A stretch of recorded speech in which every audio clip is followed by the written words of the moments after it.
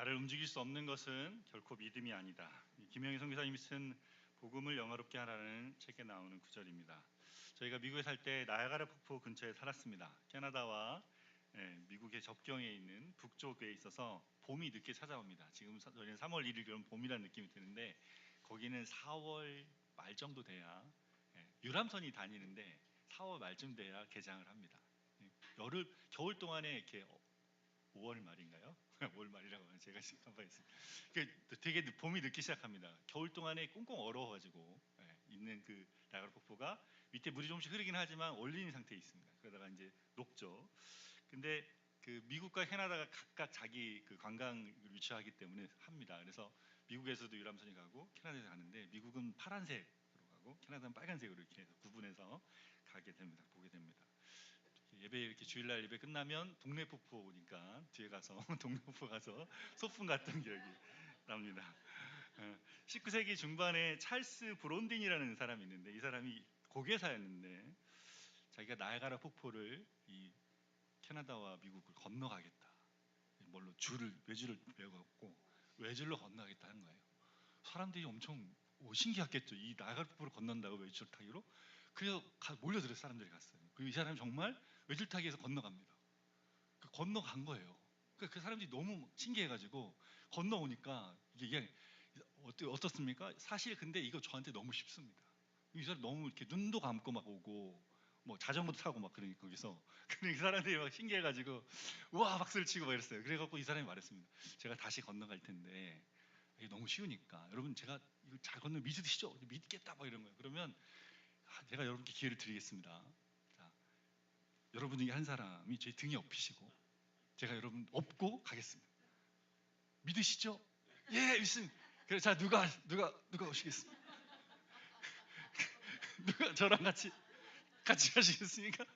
눈을 다 피하고 고개를 이렇게 숙이고 아무도 안 맞춰주는 거예요. 손 드는 사람이 없는 거죠. 믿겠다 그래놓고 믿습니다. 정말 그렇습니다 했는데 정말 그러지 않은 거죠. 그래가지고 어떻게 그러니까 이 사람이 없으니까 자기 그 매니저면서 친구였던 해리가 있습니다. 해리를 가르쳐. 해리 자네는 나를 믿지 않나? 내 실력을 알지 않나? 그러니까 해리가 맞다고. 난 자네를 믿는다고. 그럼 나랑 같이 가자. 해리가 엎였습니다.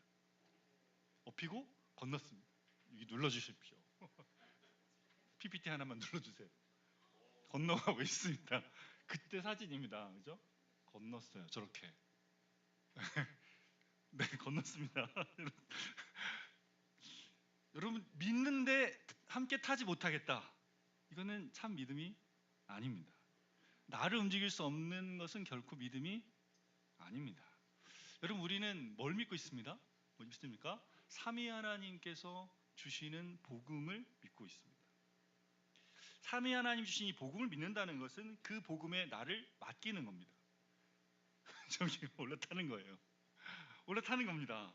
나의 인생 전체와 삶 전체를 하나님과 그분이 주신 복음에 맡기고 그것에 의지해서 살아가는 것입니다. 여러분 이런 삶을 살고 계십니까? 여러분은 하나님과 복음의 은혜를 믿음으로 그것의 모든 것을 의지하며 살고 있습니까? 아니면 지난주에 제가 나눴죠. 언제는 믿는 것 같은데 상황이 바뀌면 카멜레온처럼 색깔을 달리하면서 그가 아니었던 것 같아. 이것이 맞아. 이 색깔. 여기서는 이 색깔로 이렇게 살아가고 있지는 않습니까? 오늘 사도 바울은 본문에서 이것에 대해서 이야기합니다. 오늘은 믿음의 분량대로 지혜롭게 생각하라 제목으로 본문을 통해 주신 은혜를 함께 나누기를 원합니다. 첫 번째 우리는 믿음의 기준을 따라 지혜롭게 생각하며 산다입니다. 로마서 1장부터 11장까지 바울은 복음이 무엇인지에 대해서 말했습니다. 그리고 이제 12장부터 16장까지 복음을 따라 살아가는 삶에 대해서 이야기합니다. 지난주에 우리는 12장 1절에서 2절 말씀을 나눴어요. 1절 2절이 뭐가 됐습니까? 그래서 3월달 암송 9절이 됐죠. 그죠? 네, 3월달 암송. 그러므로 내가 하나님의 모든 자비하심으로 너희를 권하노니 너희 몸을 하나님이 기뻐하시는 거룩한 산 제물로 드리라. 이는 너희가 드릴 영적 예배니라. 너희는 이 세대를 본받지 말고 마음을 새롭게 함으로 변화를 받아 하나님의 선하시고 기뻐하시고 온전하신 뜻이 무엇인지 분별하도록 하라 했어요. 복음을 믿은 그리스도인들은 하나님께 산제물이 되어서 몸으로 살아가는 자리에 구별된 자로 예배하며 산다 했습니다. 그 방식은 살아가는 세상에 대해서 세상을 닮지 않고 성령님께서 복음을 우리에게 가르치고 깨닫게 하시는 자리에서 마음이 새롭게 함으로 변화를 받아서 그래서 하나님의 선하시고 기뻐하시고 온전한 뜻을 분별하며 산다 했습니다. 여러분 그렇게 한 주 동안 예배자로 사셨습니까? 네, 살아있는 예배자로 일주 동안 계속 이걸 생각하며 사셨습니까? 바울은 이렇게 말한 후에 그것을 구체적으로 우리 내면에 복음을 믿는 것을 어떻게 적용해야 되는지를 3절에 이어서 설명합니다. 말씀 같이 읽겠습니다. 율법이 죄송합니다. 12장 3절 내게 주신 은혜로 말미암아 너희 각 사람에게 말하노니 마땅히 생각할 그 이상의 생각을 품지 말고 오직 하나님께서 각 사람에게 나누어 주신 믿음의 분량대로 지혜롭게 생각하라. 하나님의 선하시고 기뻐하시고 온전한 뜻을 분별하라 하고 나서 이 말씀을 하는 거예요. 내게 주신 은혜로 말미암아 너희 각 사람에게 말하노니 마땅히 생각할 그 이상의 생각을 품지 말고 오직 하나님께서 각 사람에게 주신 믿음의 분량대로 지혜롭게 생각하라 했어요. 마땅히 생각할 그 이상의 생각을 품지 마라. 이게 무슨 말입니까? 생각을 너무 내가 어떤 사람인지 잃어버리지 말라는 거예요. 오버하지 마라. 오버하지 마라. 복음을 믿고 살아가는 그 자리에 머물러 있어라는 거예요. 복음이 말하는 바 안에 거하고 있어야 된다는 거예요. 우리 계속 말했습니다. 제가 계속 이야기했잖아요. 11장에서도 12장에서도 말했어요. 어디서? 좌우로 치우치지 않고 복음 안에 거하는 거. 하나님의 인자하심 안에 거하는 것이 복음 안에 거하는 거라고 했습니다. 그래서 너무 열심으로 막 내가 뭘 이렇게 해서 이렇게 지켜서 열심을 내서 내 삶에 내 의를 무엇을 막 하려고 하는 그거 어떻게 해요? 마땅히 생각할 생각을 넘어서는 생각. 줄로 내게 재어준 구역이 아름답다 그러지 않습니까? 줄로 재어준 구역이 어디입니까? 복음 안에 있는 겁니다. 그렇게 하다가 보면 어떻게 됩니까? 떨어진단 말이에요. 저기로 막 이렇게 하는 줄 알았는데 금세 떨어져 저기 가 있는 나를 또 보게 된단 말이에요. 이게 마땅히 생각할 생각을 하지 않아서 그런 거예요. 여기 지혜롭게 생각하라 말씀을 하는데 지혜롭게라는 단어가 우리는 지혜롭게 번역이 돼 있지만 사실 헬라어는 소프로네인이라는 단어를 쓰는데 영어로는 소버라는 단어를 거기다 소버리라는 썼습니다. 소버가 뭐냐면 술 취하지 않고 정신이 멀쩡한 상태입니다. 정신이 멀쩡한 상태로 생각해서 판단하라는 거죠. 여러분 언제 우리가 정신이 멀쩡해집니까? 언제? 예배를 드리고 나면 정신이 멀쩡해집니다. 오실 때는 좀 흐릿하게 보이지 않습니까? 예배 교회 간다는데 예배를 다 끝나고 요즘 점심을 먹다 보면 막 점심 때 보니 식사할 때 보면 정신이 멀쩡하신 거예요. 막 웃고 있고 기뻐하고 막 서로 막 이렇게 즐거워하고 막 나누고 정신이 멀쩡해졌구나라는 게 보입니다. 주일 예배 시작할 때 보면 뭐야 이렇게 계신 것 같아요. 근데 분명히 다른 모습을 제가 보게 됩니다. 여러분 왜 우리 정신이 멀쩡해집니까? 예배를 드리고 나면? 네, 주님의 은혜 앞에 있기 때문에 그렇습니다. 주님의 영광과 임재 안에 우리가 거하여 있기 때문에 그래야 우리 정신이 돌아오죠. 그리고 마음이 새롭게 되죠. 우리 흐릿했던 생각들, 내가 누구인지를 잃어버린 흐릿했던 생각들이 분명해집니다. 그죠? 사도 바울이 뭘 말하는 거예요 지금? 이렇게 멀쩡한 상태로 생각하며 살아라. 이걸 언제 하라? 계속 이렇게 살아라 이 말이에요. 그 말짱할 때의 모습의 삶을 유지하며 살아라 이 말입니다. 구체적으로 어떻게 살아라고 합니까? 하나님이 각 사람에게 나눠주신 믿음의 분량대로 지혜롭게 생각해라 그랬어요. 이 본문 이 한 구절이 굉장히 힘들었습니다. 애를 먹었어요. 이게 이게 어렵습니까? 그냥 이거 하나님이 주신 믿음의 분량대로 지혜롭게 생각하라. 이거 어렵습니까? 근데 되게 어렵습니다. 뭐 이렇게 어렵나? 믿음의 분량이 뭐냐 도대체? 믿음의 분량. 전에도 제가 한번 이 말씀을 사실 한번 나눈 적이 있습니다.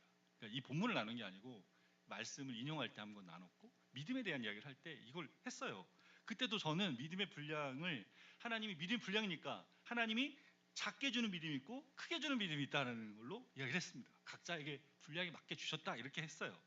근데 그래서 어떻게 합니까? 여기 말씀에 근거하면 그렇게 주셨는데 크게 받은 사람은 어떻게 해요? 자기 크게 받은 거 가지고 그 이상 생각하지 말고 믿음이 크더라도 그 받은 크기 않게 머물고 작게 받은 사람도 그렇게 머물고 이렇게 되잖아요. 해석이 되면 그죠? 근데 이렇게 되면 어떻게 됩니까? 이게 의미가 있어 보이지만 사실 이게 쉽지 않죠. 왜? 여러분 우리가 연약하잖아요. 믿음이 큰 사람은 큰 대로, 작은 사람은 작은 대로 서로 판단하지 않습니까? 너희 믿음이 그거밖에 안 되는구나. 나는 이런 큰 믿음을 있는데. 이렇게 되지 않습니까? 그래 어떻게 돼요? 하나님이 믿음을 이런 식으로 주시고 또 그렇게 주시고 난 다음에 야 그렇게 생각하지 마. 그 이상이 생각하지면 안 돼. 거기까지만 생각해야 돼. 이렇게 주신다면 뭐가 안 맞는 거란 말이에요. 여기서 믿음의 분량은 그런 의미가 아닙니다. 여러분 믿음은 뭡니까? 로마서에서 우리를 구원하는 수단이죠. 믿음을 통해 구원받죠. 근데 믿음은 구원의 기준이 되는데 하나님이 복음을 전파하는 사람들을 통해서 복음을 듣게 하시고 그것을 믿게 하셔서 믿게 해주시는 거라고 이야기했었나요? 그죠? 우리가 믿는 거지만 이게 하나님의 계획 안에, 하나님의 정하심 안에, 하나님이 정하신 자를, 미리 하신 자를 정하시고 정하신 자를 부르시고 부르신 자들을 의롭다 하시고 의롭다 하시고 영화롭게 한다. 이게 하나님이 택하시고 정한 일들이 일어난다 그랬으니까 사실 말했잖아요. 우리가 믿는 것 같지만 그 안에 하나님이 하시는 일은 뭐다? 우리에게 믿음을 주신단 말이에요. 죽은 영혼을 살려내고. 그러니까 믿음을 주신다는 표현은 뭐냐면 복음을 믿게 하는 것은 우리가 다 믿어야 구원을 받잖아요. 그죠? 하나님이 주신 은혜로 말하면 너희 각 사람에게 믿음을 뭐한다? 주셨다는 믿음을. 구원하는 믿음을 주셨다는 말이에요. 저는 믿었다. 여기 분량이라는 헬라어 단어가 중요한 분량, 믿음의 분량인데 분량은 메트론이라는 단어를 쓰는데 미터의 어원입니다. 미터 아시죠? 센티미터 미터 할 때 메트론, 미터잖아요. 미터의 어원입니다. 길이를 대는 단위죠. 그래서 분량은 양이 아니라 측정의 기준을 말합니다. 믿음의 미터대로 지혜롭게 생각해라. 믿음의 미터인 기준대로 지혜롭게 생각해라. 제가 자를 가져왔습니다. 자, 뭐예요? 믿음의 자, 이걸 가지고 지혜롭게 생각해라. 그러니까 이 말은 삶에서 이 믿음의 자를 계속 사용하라는 겁니다. 사도 바울이 로마서 1장에서 11장까지 뭘 말했어요? 복음을 말했단 말이에요. 복음을 뭘 했어요? 예수님의 십자가 부활을 믿는 사람을 하나님이 어떻게 한다? 의롭다 칭해 주신다 그랬죠. 너는 의로운 자가 되었어. 그래서 예수님 믿을 때 우리 안에 죄에 대해서, 율법에 대해서 죽고 우리가 예수님과 연합한다 그랬습니다. 예수님 안에 있는 자에게는 결코 뭐가 없다 그랬습니까? 그래서 정죄함이 없다. 하나님이 아까 미리 하신 자들 정하시고 그리고 정하신 자를 부르시고 부르신 자를 의롭다 하시고 의롭게 하신 자를 영화롭게 하시는데, 그래서 우리가 예수님 믿을 때 하나님 자녀가 되고 하나님을 아버지라 부르고 그리고 끊어지지 않는, 이 세상에 어떤 것도 끊을 수 없는 사랑으로 하나님 우리를 붙들고 계신다. 이게 복음이란 말이에요. 복음의 내용입니다. 이것이 믿음의 내용이 우리가 믿는데요. 믿음의 기준이란 말이에요.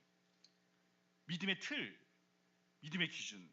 복음이 말하는 믿음의 기준이 여기 있습니다. 사도 바울이 이걸 어떻게 하라는 거예요? 이 믿음의 분량, 믿음의 기준대로 지혜롭게, 명료하게 생각하라. 명료하게 생각하다. 그게 뭡니까? 이게 살면서 여러분 우리가 믿는 걸로 끝나는 게 아니라 믿음을 가지고 적용해야 된단 말이에요. 삶은 상황들이 계속 바뀌잖아요. 내 인생에 여러 가지 일들이 벌어지고 계속 벌어진 일 가운데 거기에서 믿음의 기준을 가지고 그 상황을 바라보고 이 믿음이 말하는 것 안에서 명료하게 생각하라는 거예요.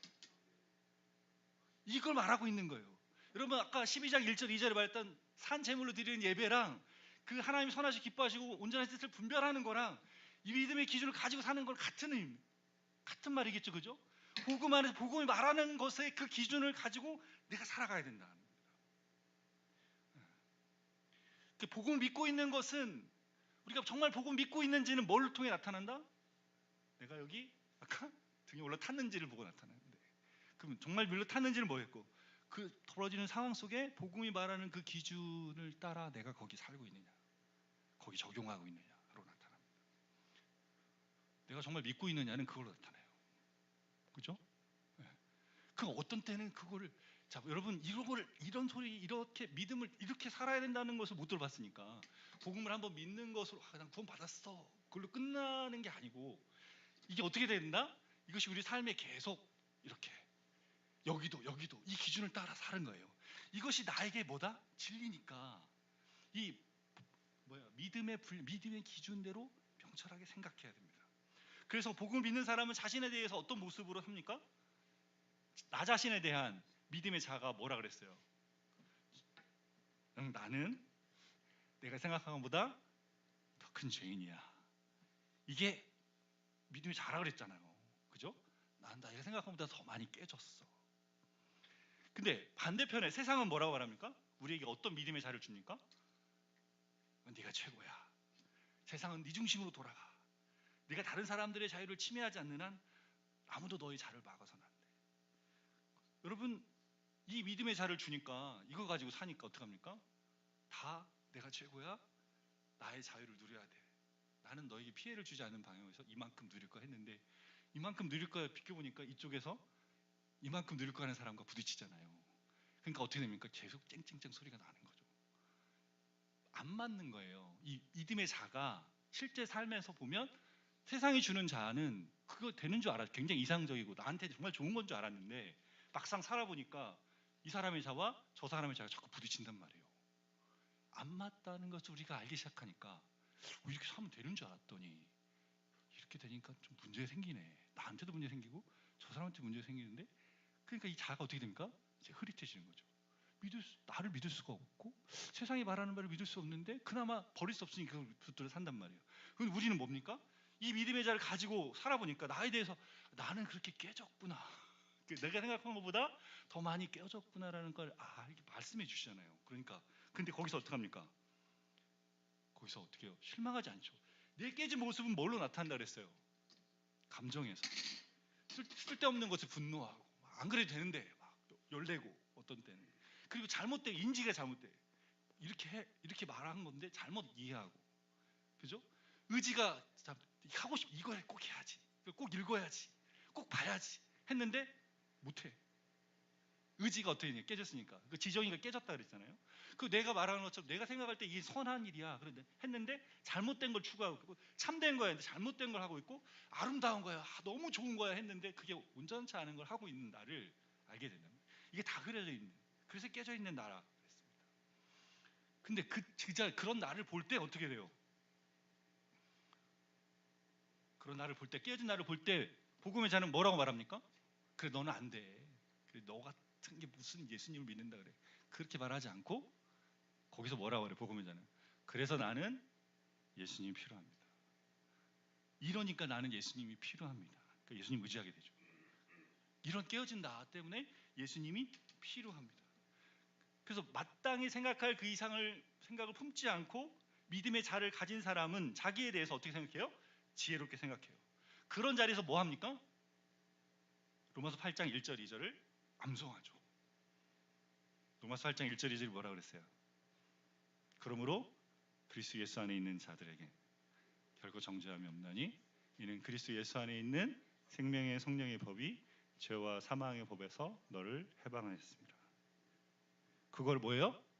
나한테 들려주는 거예요. 그래서 주님이 필요하고 그리스도 예수 안에 있는 나에게 주님이 주신 이 은혜가 머물고 있습니다를 고백하는 겁니다. 이런 내 모습 보고 하나님 나를 사랑하지 않으면 어떡하지? 나는 오늘 내가 해야 될 일을 제대로 하지도 못했고 시험도 못 보고 공부도 하지 않았고 집안의 청소도 하지 않았고 난 널브러져 있는데 집안일 제대로 하고 있지 않은데 하나님 이런 나를 사랑하지 않으시면 어떡하지? 이런 생각이 들 때마다 어떻게 해야 돼요? 사망이나 생명이나 천사들이나 권세자들이나 오늘 일이나 장래일이나 세상의 어떤 피조물로도 그리스도 예수 안에 있는 하나님의 사랑에서 나를 끊을 수 없느니라를 아뢰는 겁니다. 그게 뭐예요? 믿음이죠. 그게 믿음입니다. 거기에 어떻게 해요? 나를 맡겨드리는 거예요. 응? 그렇게 하면 어떻게 된다고 그랬어요? 그걸 믿기 때문에 어떻게 돼요? 세상에 가진 거 없지만 뭐가 생긴다고 그랬습니까? 투유가 생긴다고 그랬잖아요. 자유와 여유가 생긴다고 그랬습니다. 가진 거 없는데 내가 뭔가 이룬 것 때문에가 아니라 복음이 주는 믿음의 잣대 때문에 내 안에 뭐가 생겨요?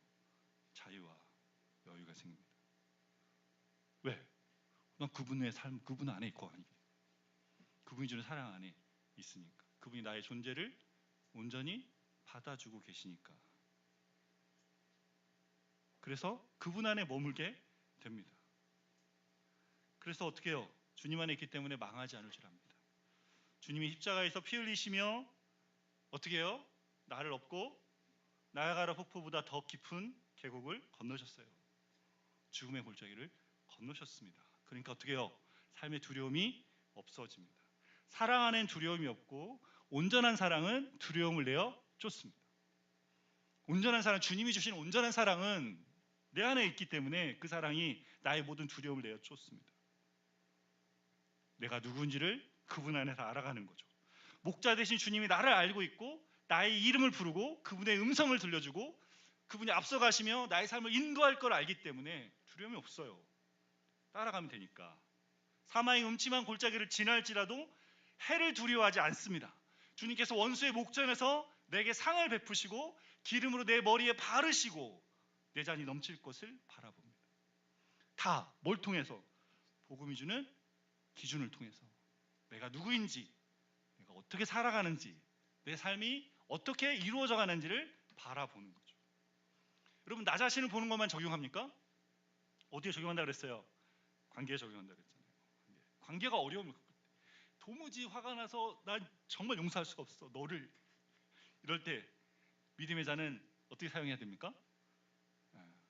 내가 아까 뭐랬어요? 나를 생각할 때 난 내가 생각한 것보다 더 큰 죄인이다 를 누구한테 적용해야 됩니까? 저 사람한테. 내가 그런데 너도 그렇구나.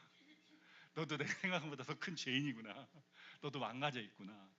그럼 어떻게 해야 돼요? 그래, 너도 주님이 필요하고 주님 주신 은혜가 너한테 있기를 원해. 그래서 내게 하라 하신 복음의 기준이 뭡니까? 용서하라고. 용서하고 싶을 수 없고 용서하고 싶지 않지만 지혜롭게 명료하게 용서하라고를 우리에게 주십니다. 그래서 어떻게 해요? 주님 용서하기 시작합니다. 그리고 불쌍히 여기겠습니다.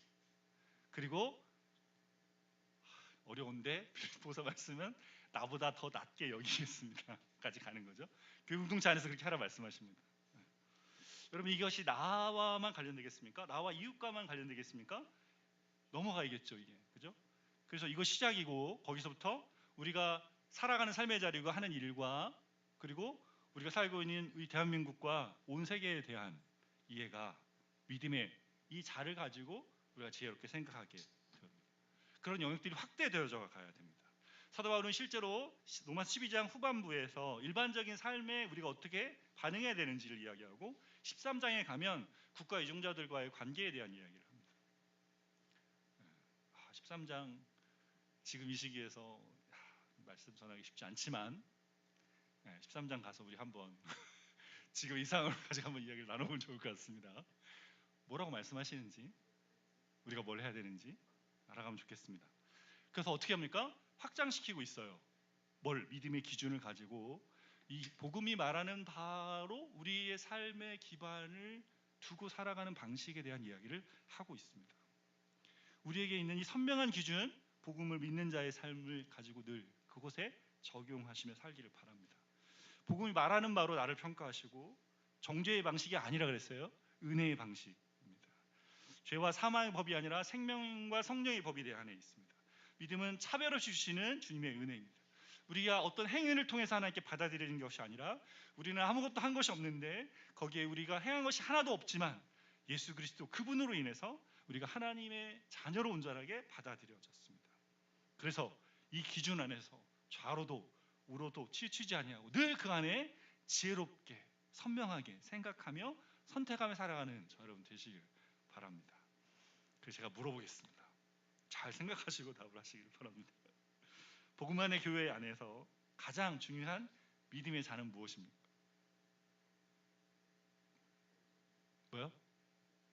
뭐라고요? 복음입니다. 그래서 복음을 기준을 가지고 사는 거죠. 너무 쉬운 답이지 않습니까? 이거 지금 다 알아야 되는데 왜 이렇게 멍하고 계십니까 지금? 내가 이게 너무 쉽게 지금 쉬운 질문을 한 거잖아요 지금, 그죠? 네. 왜 이것이 우리 교회의 기준이 돼야 됩니까? 뭐 어렵다고요? 왜? 이것이 주님의 몸된 교회의 기준이기 때문에 그렇습니다. 주의 몸된 교회의 기준이기 때문에 그래요. 주의 몸된 교회를 이루는 사람들은 뭐 때문에? 복음 때문에 왔잖아요. 그리고 복음을 주셨단 말이에요. 그러니까 이것이 기준이야. 우리가 늘 뭘 생각해야 됩니까? 이걸 생각해야 돼요. 믿음의 기준이 아닌 다른 것을 따라 살아가면 어떻게 한다는 거? 그것은 지혜롭지 않은 거예요. 샤프하지 않은 겁니다. 흐릿해집니다. 마땅히 생각할 그 이상의 생각을 품게 돼요. 그래서 어떻게 됩니까? 놓친단 말이에요. 순간순간 놓친다 그랬죠. 제가 이렇게 말해도 여기 나가서 일을 하기 시작하면 벌써 이 기준이 뭔지 잃어버리고 살고 있단 말이에요. 그때마다 어떻게 해야 됩니까? 이 기준을 다시 생각하는 거. 그래, 이거를 생각해야 됩니다. 자, 순간순간 이걸 생각하지 않으면 어떻게 한다? 놓친다. 그리고 나 혼자 있는 것처럼 이전에 세상이 준 그 기준을 가지고 그걸 취해서 산단 말이에요. 어떻게 해야 돼요? 나는 주의 몸된 교회인 복음 안의 교회에 있기 때문에 그러면 안 되지. 이거 다시 거기서 꺼내 들어야 됩니다. 자를 기억하셔야 돼요. 믿음의 자를 기억하셔야 됩니다. 우리 그래서 자를 가져왔어요. 이걸 생각하고 우리 교회 맞아. 이거 드려야 돼. 이거 가지고 살아가야지를 생각하고 믿음의 속도를 가지고 살아가는 것을 훈련해야 됩니다. 사도 바울이 여기 봐요. 생각하라가 몇 개 나왔습니다. 생각을 생각하라. 사실은 여기 4개 나와 있습니다. 헬라어로 보면 생각에 대해서 4번이나 한 절에서 계속 말하죠. 여러분 지난주에 나눴던 말씀도 마음을 새롭게 하며 변화를 받는다 할 때 마음이 뭐라 그랬습니까? 생각이라 누스라 그랬잖아요. 우리의 사고 체계라고 말했습니다. 그 전체가 변화하라 그랬어요. 그러니까 생각이 바뀐다라고 말했습니다. 컴퓨터로 말하면 CPU 중앙 제어 장치가 바뀌는 거예요. 그러니까 복음을 아는 것에 그치는 것이 아니라 복음을 지혜롭게 적응하며 살아가는 저 여러분 되시기를 바랍니다. 두 번째, 우리는 교회에서 받은 은사를 가지고 섬기며 산다입니다. 바로 이제 믿음의 기준을 가지고 지혜롭게 생각하는 것을 먼저 교회를 세우는 것에 적용합니다. 먼저 교회에 대해서 말하고 그 일반적인 삶의 자리로 13장의 국가의 관계로 나아갑니다. 4절에서 6절 말씀 읽겠습니다. 우리가 한 몸에 많은 지체를 가졌으나 모든 지체가 같은 기능을 가진 것이 아니니 이와 같이 우리가 많은 사람이 그리스도 안에서 한 몸이 되어 서로 지체가 되었느니라. 우리에게 주신 은혜대로 받은 은사가 각각 다르니. 아멘. 우리는 한 몸에 많은 지체를 가지고 있습니다. 저희 한 몸에 보이시죠? 뭐가 있습니까? 눈이 있고 코가 있고 입이 있습니다. 귀가 있습니다. 그리고 뭐가 있습니까? 목도 있고 가슴도 있고 팔도 있고 다리도 있습니다. 그죠? 지체를 가지고 있어요. 이 지체들은 어떻습니까? 각각 다른 기능을 하죠. 눈은 보는 기능을 합니다. 그죠? 코는 냄새 맡고 입은 말하고 그 맛있는 걸 먹고 하는 기능들을 하죠. 발이 걸어다니고 그 하는 기능을 하지 않습니까? 자, 그렇게 각기 다른 기능을 하는 지체들을 이루고 있는 것이 몸입니다. 사도 바울이 이 몸의 비유를 하고 있습니까? 이것이 복음을 믿는 사람들이 모여 있는 교회다라는 겁니다. 저희가 에베소서에서 한번 다뤘죠. 그렇죠? 에베소서 바울은 교회는 예수님이 머리가 되시고 우리가 다 그분의 몸이 된다 했습니다. 그리고 몸이 되는데 어떻게 됩니까? 각 사람이 다 지체가 됩니다. 우리 중에 어떤 사람은 팔이고 어떤 사람은 다리고 어떤 사람은 눈이고 어떤 사람은 코고 어떤 사람은 귀라 이런 말입니다. 자, 그래서 어떻게 돼요? 몸이 성장하려면 어떻게 해야 된다? 몸이 잘 그 기능을 해야 된다. 기능을 해야지 뭐 잘할 거 아닙니까? 그죠? 어린아이가 먹고 엄마가 잘 자라 먹고 뭐예요? 자는 것 같지만 위장에 안에 들어가서 보이지 않지만 안이 어떻게 합니까? 움직인단 말이에요. 그죠? 소화시키고 다 하고 그다음에 팔다리 막 움직이면서 잘하잖아요. 그러니까 기능을 해야지 잘한단 말이에요. 복음을 따라 예수님과 연합하며 그분의 몸의 지체가 된 사람은 자신이 이 몸에 뭐가 된다? 지체가 되기 때문에 이 몸에 뭘 할 수? 기능을 해야 됩니다. 기능을 4절에 말한 것처럼 모든 지체가 다 같은 기능을 하지 않아요. 근데 이걸 생각하면 다 같은 기능을 하지 않지만 뭐가 있다는 겁니까? 자기만의 기능이 있다. 자기만의 기능이 있다. 제가 뭘 할 수 있겠습니까? 전 그런 거 전혀 모릅니다. 이렇게 그런 거 없습니다. 예수님을 믿고 복음 안에 교회를 이루게 되면 주님은 어떻게 한다? 지체되게 한단 말이에요. 그 지체된 사람한테 뭘 주신다? 은사 주신다. 쓸모없는 사람이 없어요. 그 기능을 하지 않는 거, 그 기능을 못 받았다 이런 거 없습니다. 여러분 몸에서 작은 것 하나도 작동하지 않으면 굉장히 불편하죠. 눈이 갑자기 나 안 볼 거야. 그런 순간 어떻게 됩니까? 여러분이 하나도 안 보입니다.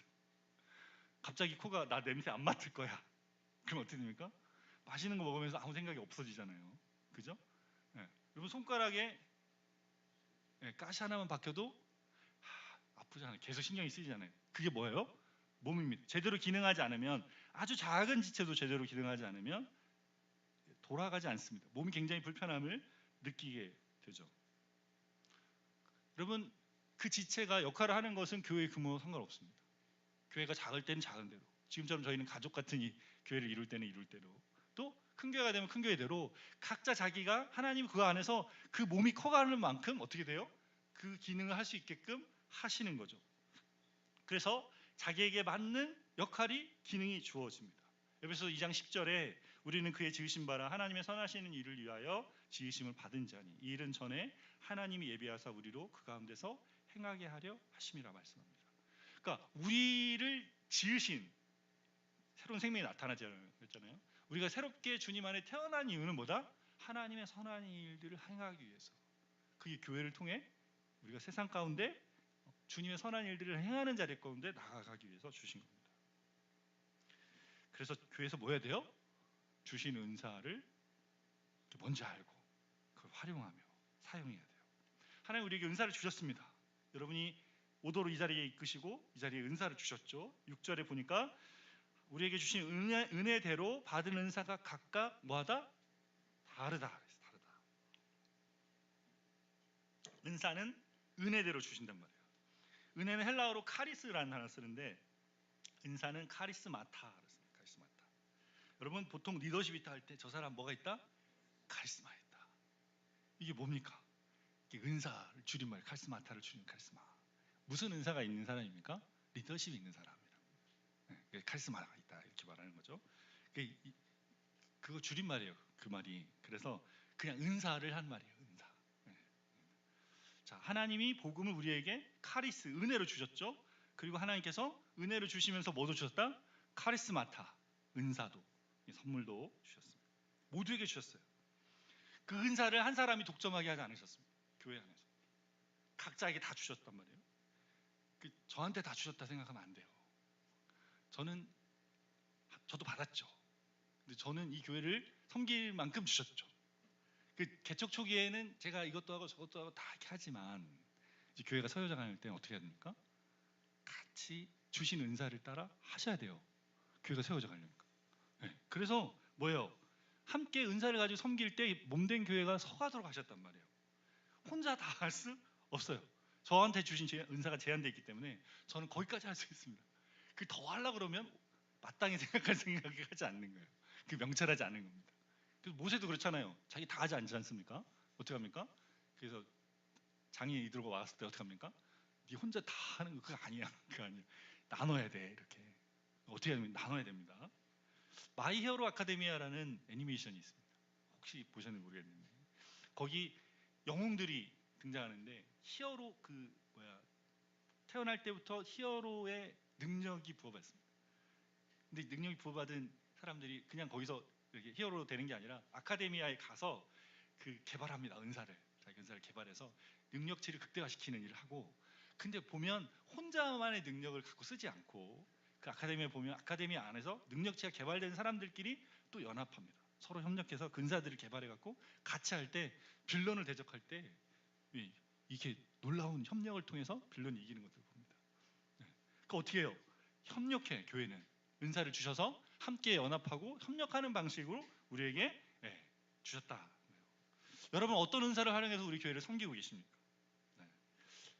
잘 모르겠다.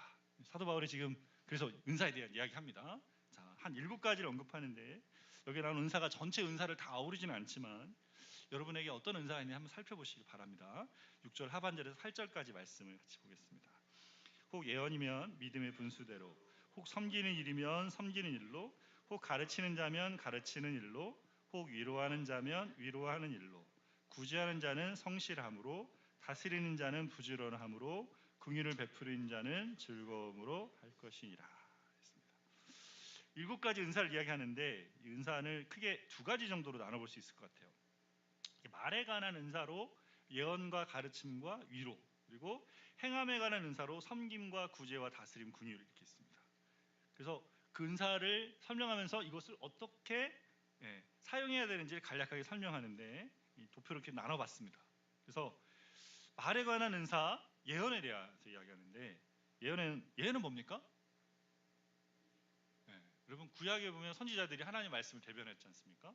네. 구약의 선지자가 하던 일이 예수님이 오시고 사도들을 통해서 전파될 때 이렇게 원래 하나님 말씀을 전파하고 그 말씀을 기록하고 하나님 드러내는 계시, 하나님 어떤 분이시고 어떤 구원의 일들이 있는지는 그때 맞춰졌어요. 저희는 그래서 계시의 종결성이라는 말을 하는데, 그래서 하나님 말씀을 이렇게 기록하고 그래서 또 다른 계시를 더하는 것은 맞춰졌습니다.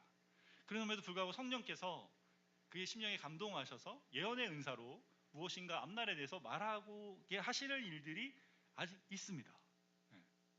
근데 그게 그래서 예언을 분별하라는 말씀이 있죠. 근데 그거에는 뭐가 있습니까? 여기 지금 예언을 할 때 뭐라고 말하는 거예요? 믿음의 분수대로. 여기 믿음의 분수라는 이야기를 왜 합니까? 그 요한복 고린도전서 14장 3절에 보니까 예언은 사람에게 덕을 세우고 권면과 위로한다 이야기하고 있어요. 그래서 예언이 하나님을 대신해서 공적으로 사람들에게 하나님 뜻을 전달하는 것 정도 이해하시면 좋겠습니다. 그럼 거기에서는 이렇게 성령께 주신 감동을 따라 표현하는 것도 있고, 저도 말씀을 나누잖아요. 말씀 사역도 일종의 넓게 보면 예언이라고 말할 수 있죠. 하나님의 말씀을 가지고 여러분에게 말씀을 전하면서 이 말씀을 따라 살아갈 때 지금 여러분의 삶이 어떻게 돼가는지, 앞으로 어떻게 될 건지를 권면하기 때문에 그게 일종의 예언이라고 말할 수 있겠죠. 제가 예언자라는 말이 아닙니다. 무슨 말인지 아시겠죠? 자, 근데 여기 왜 믿음의 분수라는 말을 했을까요? 믿음의 분수대로. 아무렇게 예언하면 안 된다. 하나님 주신 감동, 성령이 주신 감동이라 해서 막 하면 안 되고, 성령이 주시는 감동은 뭐의 기준이 있습니까? 성령은 말씀을 기록하신 분이기 때문에, 그죠? 하나님 주신 말씀의 기준, 그리고 저희가 말씀을 통해서 교리라는 걸 우리가 믿고 있잖아요. 그 하나님 주신 그 믿음의 기준을 벗어나지 않습니다. 그래서 성령을 예언할 때도 복음의 기준, 하나님 주신 이 말씀의 기준 안에서 하는지를 주의해서 그 믿음의 분수대로 하라는 표현이 이거죠. 이런 방식으로 해야 된다고 말씀하고 있습니다. 두 번째, 가르치는 일은 가르치는 일로 그랬어요. 여기 한 세 가지는 같은 걸 반복하지 않습니까? 가르침은 가르치는 일로, 위로는 위로로, 섬기는 섬기는 일로. 왜 똑같은 말을 반복합니까? 뭔가 좀 있어야 되는데 좀 달라야 그래야 좀 뭔가 우리가 좀 그래 그럼요 이렇게 해야 되는데 왜 똑같은 이야기 합니까? 은사는 그냥 간직하는 게 아니고 은사를 받으면 써야 된다는 말이에요. 가르침의 은사를 가진 사람은 가르치는 일을 해야 된다. 위로의 은사를 가진 사람은 위로하는 일을 해야 되고, 섬기는 은사를 가진 사람은 섬기는 일을 해야 된다고 지금 말씀하는 거예요. 이거 해라, 이렇게 사용해야 된답니다. 가르치는 자는 잘 가르쳐야 되죠. 진리를 가르칠 때, 복음을 가르칠 때 명료하게 해줘야 돼요. 그게 뭔지 알게. 좋은 교사는 잘 가르치는 사람입니다. 많이 알고 있긴 한데 잘 못 가르치는 사람이 있어요. 연구를 많이 하는 사람들. 독일은 그 유니스트에 보니까 유니스트의 한 학생이 그러는데, 유니스트에서는 연구하는 교수님이 가르치는 교수입니다. 그래서 프로페서라는 표현을 쓰는데, 독일은 프로페서랑 연구하는 사람이 따로래요. 연구하다가 특별한 가르침의 자리에 선 사람, 자기 가르침의 실적도 좋고 특별히 가르침의 자격이 주어진 사람한테 프로페서라는 자격을 주고, 그 사람은 그래서 학교 안에서 굉장히 이렇게 뭐랄까 영향력이 있답니다. 학교 안에 정책을 결정하든지 학생이 뭔가 열 때 영향력을 가진 사람, 가르치는 일이 뭐가 되기 때문에 특별한 또 다른 일이 되기 때문에 그렇습니다. 가르치려면 어떻게 돼요? 잘 알고 있어요. 내용도 잘 알아야 되지만 뭣도 알아야 됩니까? 가르치는 사람에 대해서 알아야 돼요. 그 사람에게 필요한 만큼 필요한 거를 줄 수 있어야 되죠. 그래 그 사람이 이걸 알아듣게 해야 되니까. 그래서 가르치는 일은 어떻게 해요? 가르치는 일. 그래서 어떻게 해요? 여러분 중에 나는 가르치는 걸 잘해, 나는 뭔가 알고 있고 그리고 걸 잘할 수 있어, 이런 사람은 어떻게 해야 됩니까? 가르치는 일 해야 됩니다. 은사를 사용해야 돼요. 자, 세 번째, 위로하는 자는 위로하는 일을 해야 됩니다. 위로라는 헬라어 단어 파라칼레오는 함께 오는 것, 함께 오는 것, 공감하고 지지하는 것을 말합니다. 사람의 말을 듣고 공감해주고 함께 머무는 거죠. 잘 듣기만 해도 뭐가 됩니까? 큰 위로가 됩니다. 여러분 중에 사람의 말을 듣고 함께 있어주기를 좋아하는 사람이 있습니까? 사람들이 내가 이런저런 말을 들어주고 같이 있어주는 걸 좋아해. 좀 있어주면 정말 위로받았다고 생각하는 것 같아. 그런 사람은 그런 은사를 쓰셔야 됩니다. 그게 자기 은사입니다. 그리고 이제 행함에 관한 은사, 첫 번째가 섬김이죠. 섬기는 일이면 섬기는 일로 하라고 말합니다. 이 섬기다는 헬라 단어는 디아코니아라는 봉사라는 뜻을 쓰는데, 여러분 집사라는 직분이 디콘입니다. 디콘, 디아코니아, 봉사하다 같습니다. 섬기라는 사람은 실무와 행정 일에 능하죠. 교회에서 함께 식당에서 봉사하고 사람들의 필요와 교회의 필요를 보면서 돕는 일을 합니다. 두 번째는 구제하는데, 구제하는 사람은 성실함으로 하라고 합니다. 누군가의 필요를 보고 그 필요를 공급하는 게 구제죠. 그게 돈일 수도 있고 물건일 수도 있죠. 이게 성실함으로 해라라는 표현이 뭡니까? 일을 하면서 사심 없이 하라. 도와주면서 뭔가 자기 이렇게 한다든지 이렇게 하지 말고 그 사람의 꼭 필요한 것들이 갈 수 있도록 성실하게 그렇게 해라라고 말합니다. 세 번째, 다스리는 자는 부지런함으로 하랍니다. 다스리는 것은 리더십이죠. 리더십은 뭐라 했습니까? 영향력입니다. 그래서 리더는 뭐 하는 거예요? 자신의 리더십을 발휘해서 그 리더십을 발휘하는 자리, 영향력을 통해서 그 사람들이 그걸 따르도록 하는 것이 리더입니다. 그 사람은 어떻게 해야 돼요? 부지런히 살펴서 그 따를 자들이 어떻게 해야 되는지를 생각하고 이끌어갈 수 있도록 해야 된다 말하고 있습니다. 그 마지막으로 긍휼을 베푸는 자는 즐거움을 하라고 말합니다. 긍휼은 이방인과 고아, 과부, 장애인, 병든 사람, 죽어가는 사람, 약한 자를 돌보는 것을 의미합니다. 그때 어떻게 해요? 돌볼 때 마지못해서 힘든데 이거 한다 이게 아니고 즐거움으로 하나님의 자비로우심을 따라서 긍휼을 베푸는 방식으로 하라. 그러니까 이게 은사인 건 뭐예요? 그거 하는 게 즐거운 거야. 은사가 아닌 사람들은 하면서 어떻게 해? 안 돼. 그 마음이 일어나지가 않아. 근데 하면서 좋은 사람이 있단 말이에요. 여러분은 어떤 은사가 여러분에게 속해 있는 은사 같습니다. 우리 교회에서 여러 가지로 섬기는 분들이 있죠. 찬양팀도 섬기고, 식사 준비로도 섬기고, PPT로도 섬기고, 영상으로도, 또 예배할 때 여러분 성령 공독과 또 기도와 특성으로 섬기고, 또 말씀을 가르치고 복음을 전하는 것으로, 또 서로 여러분 만나서 이야기 나누고 격려하는 것으로, 청소하고 설거지하고, 모두 다 뭐예요? 다 이 은사 안에서 섬기는 일들을 하고 있습니다. 내게 주신 은사가 정말 뭔지 알려면 나의 에너지가 어디로 향하는지를 보면 합니다. 믿음의 기준을 가지고 지혜롭게 생각하라 그랬어요. 그러면 어떻게 돼요? 교회의 필요를 보는 겁니다. 내 눈에 보여요. 이게 있으면 좋겠다. 이렇게 해야 되겠다. 그럼 어떻게 해요? 그 눈에 보이는 것이 해보는 거예요. 가난한 사람이나 연약한 사람에 대한 부담이 생긴다든지, 상담과 위로가 필요한 사람들이 보인다든지, 누구와 만나서 이야기 나누고 싶다든지, 아직 복음을 잘 모르는 사람이 보인다든지, 그러면 말씀을 가르치고 복음을 알게 하고 싶은 마음이 일어난다든지. 이게 어떻게 해요? 은사를 어떻게 알 수 있습니까? 그런 마음을 가지고 뭔가 하면서 알아져요. 하면서 기쁨이 있고 열정이 있고, 그러면서 이게 내게 은사로 주신 거구나를 알게 됩니다. 어제 한 권사님 만났는데 그 권사님 어린이 전도하는 거 너무 좋아서 한 10년 동안 하셨는데 전도하면서 알았대.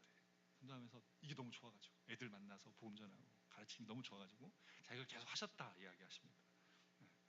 여러분 가만히 있어 되는 게 아니고 나에게 주신 은사는 뭡니까? 가만히 있는 게 아니고 하면서 알게 돼요. 시도해보는 거예요. 작은 거라도 시도해보고 그러면서 이거 내게 주신구나. 이걸 가지고 내가 그러면 주님의 분들을 섬겨야지라고 생각하며 하는 겁니다. 여러분 청소년과 청년들은 자기의 적성을 알아갈 때 어떻게 해요?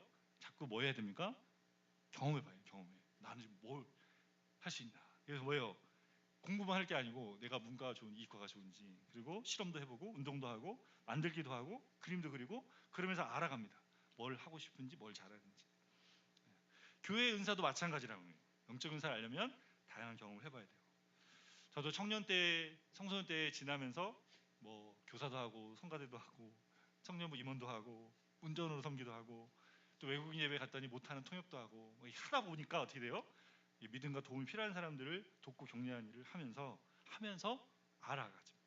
내게 주신 은사가 뭔지 알게 되고, 그리고 은사를 통해서 하나님 주시는 은혜들이 흘러가는 것들을 알게 됩니다. 여러분 우리 교회는 여러분이 은혜로 받은 은사가 필요합니다. 여러분 각자에게 은사를 주셨어요. 그 기능은, 여러분이 가진 기능은 다른 사람에게 안 주셨어요.